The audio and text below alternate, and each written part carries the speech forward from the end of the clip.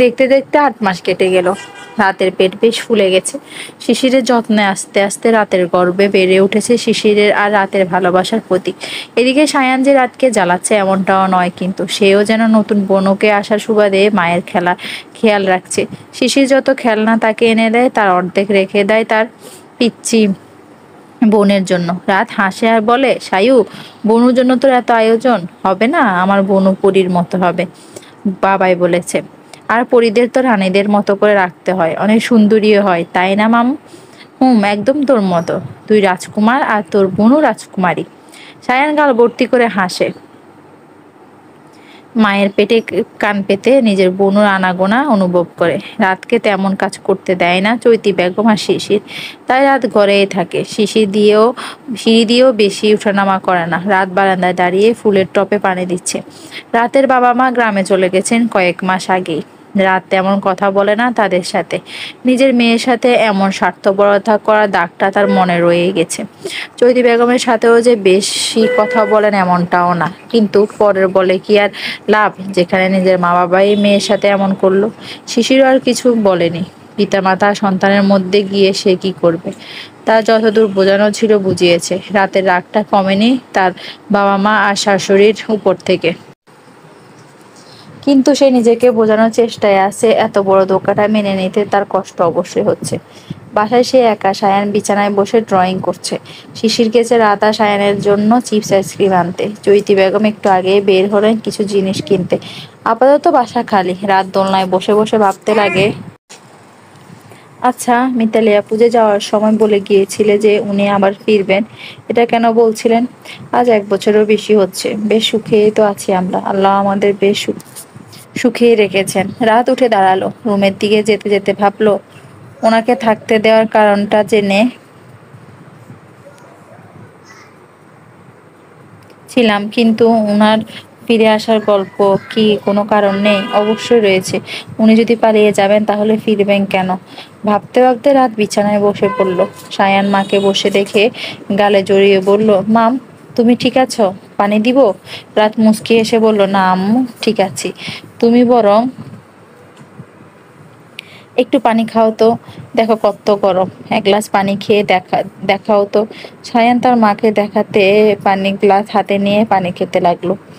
এমন সময় calling bell বেজে উঠলো। রাত ভাবলো নিশ্চয় শিশির অথবা মা এসেছেন। ভেবে রাত দরজার দিকে এগিয়ে যায়। সায়ান বলতে লাগে, মা, তোমাকে তো বাবাই বেশি হাঁটতে নিষেধ করেছে। দেখি কে এসেছে। তোমার বাবাই আসতে পারে। তুমি পানিটা শেষ করো। সায়ান মাথা নাড়ল। সে তার মায়ের সব কথা শুনে। রাত আস্তে আস্তে দরজার দিকে এগিয়ে গেল। দরজাটা খুলতেই পরিচিত মুখ দেখে চমকে উঠল রাত। ভ্রু কুঁচকে বলল, আপনি? দরজার ওপাশে থাকা মিতালি শয়তানি হাসল।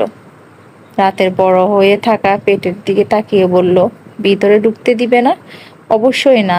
এখন আমার বাসায় আমার স্বামী আর শাশুড়ি নেই, তাই আপনি পড়ে আসুন।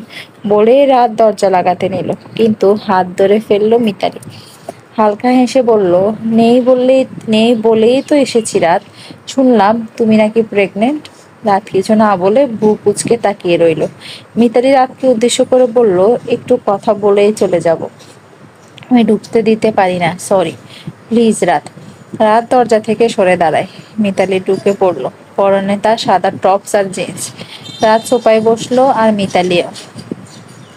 রাত ভ্রু কুঁচকে বলল, যা বলার একটু জলদি বলবেন প্লিজ। হ্যাঁ বলছি, জি। রাত, তুমি আমার বারংবার ফিরে আসার কারণ জানতে চাও? রাত কিছু বলল না। এটা তো আর বরাবরই প্রশ্ন। মিতালি বুঝলো হয়তো। নিচের দিকে তাকিয়ে নিঃশব্দে হেসে বলল, নীরবতা সম্মতির লক্ষণ। জি, জানতে চাই। চাওয়াটা স্বাভাবিক নয় কি? দাঁতে দাঁত চেপে, হ্যাঁ স্বাভাবিক। আপনি পালিয়ে গিয়েছিলেন, তাহলে আবার কেন ফিরে এসেছিলেন? আর আজ কেন এসেছেন? আজ কেন এসেছি সেটা পরে জানতে পারবে, কিন্তু আগে কেন এসেছিলাম এটা জানতে চাইবে না? জি। তো শুনো, শিশির, আমি আর নুসান যে এই ভার্সিটি লাইফের ফ্রেন্ডস, এটা তো জানোই। কিন্তু এর আগেও কলেজে শিশিরকে আমি চিনতাম, এবং আমার বোন তুলিও একই কলেজে পড়তো। আমাদের থেকে 2 বছরের জুনিয়র ছিল। আমরা ছিলাম সবচেয়ে সিনিয়র। তুলি যে শিশিরকে পছন্দ করতো এটা আমায়ও বলেছিল, শিশিরের জন্য চিঠি দিত। এতটুকু বলে থামলো মিতালি। রাত মিতালির মুখের দিকে তাকিয়ে আছে কৌতূহল নিয়ে। নতুন চরিত্র তুলিকে বোঝার চেষ্টা করছে। মিতালির মুখের রং মুহূর্তে বদলে গেল। দাঁতে দাঁত চেপে বলল, কিন্তু ওই শিশির আমার বোনকে বাচ্চা বলে একবার অপমান করে, কিন্তু তবুও তুলি মানে না। আমি শিশিরকে কখনো জানতে দিইনি যে তুলি আমার বোন। তুলি শিশিরকে পুরো কলেজের সামনে প্রপোজ করে বসে, আর শিশির সেটা খুব সুন্দর করে রিজেক্ট করে আর বলে, তুমি এখনো বাচ্চা মেয়ে তুলি, তোমার ক্যারিয়ার পড়ে আছে। তারপর আমার বোনটা ভীষণ কষ্ট পায়। আমার তো শিশিরের কাজে কোনো ভুল নজর পড়ছে না, সে তো তুলিকে পড়াশোনা করার জন্য উৎসাহ দিচ্ছিল, সেটা আপনার করার কথা। মিতালি রেগে গেল, টেবিলের বাড়ি দিয়ে বলল, ফাঁক, ওর উৎসাহ চায়নি কেউ। তুলি শুধু ভালোবাসা চেয়েছিল, কিন্তু ওর রিজেক্ট করার পর তুলি সুইসাইড করে। এতে শিশিরের কোনো মাথা ব্যথা হচ্ছিল না। সে তখন বলেছিল, মেয়েটাকে আমি বুঝিয়েছিলাম, ওর পুরো লাইফটা পড়েছিল, নিজের লাইফ নিজে নষ্ট করেছে। এক্স্যাক্টলি। না না না, লাইফটাও নিজে নষ্ট করেনি, করেছে শিশির নিজে। কি হতো যদি তুলিকে অ্যাকসেপ্ট করতো? আপনি নিজের বোনকে বুঝ না দিয়ে ওকে আরো এসবের প্রতি উৎসাহ দিয়েছেন। বলে রাত মুখ ঘুরিয়ে নিল। মিতালি রাতের এই কথায় পাত্তা না দিয়ে বলল, সেদিন থেকে আমি প্রতিজ্ঞা করি যে শিশিরের লাইফটা আমি নিজের হাতে শেষ করব। তাতে নিজের সম্মান যাবে যাক। তাই আমি শিশিরকে বিয়ের পর নুশানকেও ফাঁসাই। নুশানও আমাকে ভালোবাসতো, ওর সাথে পালিয়ে যায়। এসে শিশিরের সম্মান যাবে আর শিশির সুইসাইড করবে। কিন্তু এটাই ভেবেছিলাম আমি, কিন্তু না। রাত, তুমি তুমি এসে আমার পুরো প্ল্যানটা ভেস্তে দিলে। তাই আমি আবারও এসেছিলাম তোমাকে শিশিরের থেকে দূরে সরাতে, যেন এটার পর শিশির ঘুমড়ে ঘুমড়ে মরে যায়। কিন্তু তোমার শরীর আর বুদ্ধি দুটোই শক্তি বেশি, আমাকে সরিয়ে দিলে। রাত এতক্ষণ মনোযোগ দিয়ে সব শুনছিল। তার সব প্রশ্নের জবাব সে পেয়ে গেছে। একটা প্রতিশোধ নেওয়ার জন্য মিতালি ছেলেটাকেও কষ্ট দিল। রাত ভ্রু কুঁচকে বলল, আপনার যা প্রাপ্য আমি আপনাকে তাই দিয়েছি। এখন দয়া করে বলবেন যে কেন এসেছেন। এসব গল্প বলতে এসেছেন? মিতালি উঠে দাঁড়ালো, আর সাথে রাতও। মিতালি রাতের দিয়ে গিয়ে যেতে যেতে বলল, এখন তোমার শেষ কোশ্চেন, যে আমি কেন এখন এসেছি। রাত পিছাচ্ছে। মিতালি বাঁকা হেসে বলল, শিশিরের সুখে থাকতে দিব আমি। রাত, এতই সহজ? কি বলছেন আপনি? মিতালি কষে একটা চড় মারলো রাতকে। রাত ডাইনিং টেবিলে ছিটকে পড়লো, পেটে হালকা ব্যথা পেয়েছে। পেটটাকে ধরে বলল, মিতালি প্লিজ আপনি চলে যান। মিতালি রাতের চুলের গোছা ধরে বলল, এত সোজা? 1 বছর অপেক্ষা করেছি, তককে তককে রয়েছি কখন তোকে সরানোর সুযোগটা পাবো। আজ বাসায় কেউ নেই, আজ আমি সুযোগটা পেয়েছি। বলে মিতালি রাতকে ফ্লোরে ছুঁড়ে মারে। রাত চিৎকার করে উঠে। ঠিক তখনই পেছন থেকে সায়ান বলে উঠে, মাম। রাত সায়ানকে দেখে ভয় পেয়ে যায়, ভাবে মিতালি তো এখন রাক্ষসী রূপে আছে, যদি ছেলের ক্ষতি করে দেয়। সে কাতরাতে কাতরাতে বলে, আপু, তুমি ভিতরে গিয়ে দরজা বন্ধ করে দাও। সায়ান এই প্রথম হয়তো মায়ের কথা শুনলো না, এগিয়ে আস্তে আস্তে বলল, কি হয়েছে মাম তোমার? মিতালের দিকে তাকিয়ে বলে, এই পচা আন্টি কিছু করেছে? এদিকে মিতালি আর সে বড় হয়ে যাওয়া সায়ানকে দেখছে, যাকে সে ছেড়ে চলে গেছিল। মিতালি হাঁটু গেড়ে বসে বলল, আমি তোমার মা সোনা, তুমি আমায় ভুলে গেছো? রাত তোমাকে চুরি করেছে আমার থেকে। সায়ান রাতকে জড়িয়ে ধরে মিতালিকে উদ্দেশ্য করে বলল, একদম চুপ করো, পচা ডাইনি একটা, আমার মামকে কষ্ট দিচ্ছ। চলে যাও এখান থেকে, গেলেই তোকে নিয়ে যাব। বলে মিতালি সায়ানকে কোলে নেওয়ার চেষ্টা করলো। সায়ান তল জায়ান বাবার মতো বড্ড জেদি সে। সেই টেবিলে থাকা কাঁচের গ্লাসটা মাটিতে ছুঁড়ে মারল জিদে। মিতালি রেগে সায়ানের দিকে আসতে তার পা কাঁচে ঢুকে গেল। মিতালি চিৎকার করে বসে পড়ল। তার তার আর দাঁড়ানোর শক্তি নেই। এদিকে কে যেন দরজা ধাক্কাচ্ছে, তার মানে শিশির এসে গেছে। রাত পেট চেপে ধরে ওঠার চেষ্টা করলো, কিন্তু পারছে না। সায়ান মায়ের এই অবস্থা দেখে কাঁদছে। রাত মনে মনে ভাবছে, মিতালিকে ঢুকতে দেওয়াটাই আমার সবচেয়ে বড় ভুল ছিল আর বোকামি। তারপর আস্তে আস্তে শরীরটা নিস্তেজ হয়ে গেল, আর ধীরে ধীরে রাত সায়ানের কোলে মাথা এলিয়ে দিল।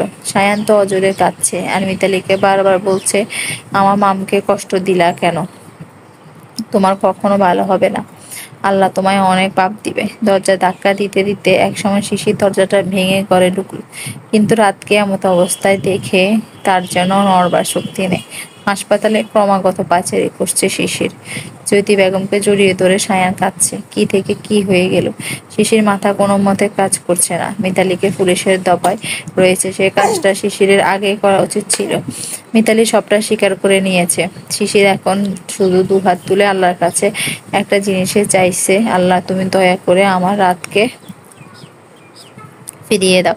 তোমার কাছে আর কোনো কিছু চাই না আমি। ওর তো কোনো দোষে নেই, সবসময় আমাদের কথা ভেবে এসেছে। এত ভালো মানুষটার সাথে তুমি খারাপ হতে দিও না। শিশিরের ভাবনার মাঝেই ডাক্তার বেরিয়ে এলেন। শিশিরকে উদ্দেশ্য করে বললেন, আপনি রাজ চৌধুরীর হাজবেন্ড? শিশির চোখ মুছতে মুছতে বলল, জি আমি রাত। জি আমি রাত। কেমন আছে আর আমাদের বেবি? ডাক্তার মাথা নিচু করে বললেন, উনি পেটে ব্যথা পেয়েছেন। আমরা চেষ্টা করেছি, তবে আমার মনে হয় বেবি নয়তো মা, দুজনের মধ্যে একজনকে বাঁচাতে হবে। তাছাড়া ওনার এখনো ডেলিভারি ডেট আসেনি। তবুও আমাদের ওনার ডেলিভারি করতে হবে। আমি দুজনকে চাই, যত টাকা লাগে দিব।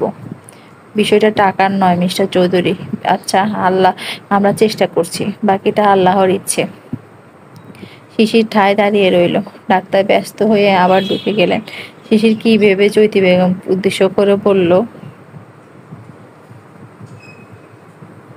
মা আমি নামাজে যাচ্ছি, একমাত্র আল্লাহই পারেন আমাদের এই বিপদ থেকে রক্ষা করতে। বলে সে যেতে নিল। পেছন থেকে সায়ান বাবার হাত ধরে বলল, বাবা আমিও যাব, আমার মাম আর বোনকে চাইবো আল্লাহর কাছে। শিশির সায়ানকে কোলে নিয়ে নিল। আল্লাহ কি সায়ানের থেকে আল্লাহ কি সায়ানের থেকেও মুখ ফিরিয়ে নিবেন? শিশিরের মাথায় এখন নানান চিন্তা।